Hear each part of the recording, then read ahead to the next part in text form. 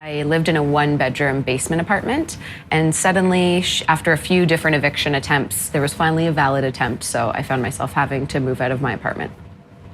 A year and a half ago when I found my place, it was $1,050. Now that I'm looking again, I'm really hoping to find something, utilities in for $1,200. It's hard to find. They're not really available. For that price, or even a little bit lower, I'll need roommates. Going back to sharing space, sharing time, sharing responsibilities. I think that would be definitely a jog. Having lost my home, I already feel a little bit like my life has backtracked. I found it incredibly impossible to get a home, which was really frustrating because you're going to see like 3 different units every single day, meeting all these people, hoping you're going to get into that place, thinking, okay, this is a great unit, this is a perfect location.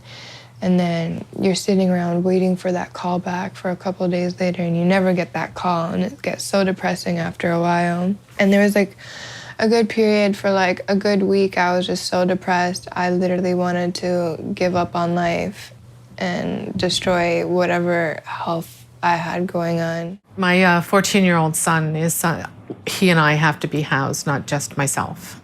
Now I'm on Ontario Works, which means that my budget is very restricted. And a lot of people that I talk to about getting an apartment, when they hear that you're on Ontario Works, they don't want to have anything to do with you. It is against the law to not allow us to have a unit because we're on Ontario Works. But I do understand that a lot of people have run into problems with people in that situation. Trying to find a place that's affordable for someone who's, bringing in less than $2,000 a month really limits the kind of places you can live in or the options that you have available to look. There is no places in Parkdale anymore where you can actually get a room for $500. Most bachelors are $800 and above. 1-bedrooms are all over $1,000.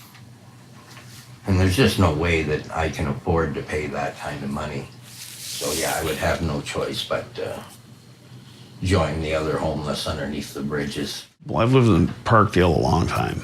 I've seen a lot of changes in Parkdale over the years, but I never thought that I'd ever live to see something like this, where you can't even afford a place to live. Everyone deserves a place to live. Everyone deserves a bed.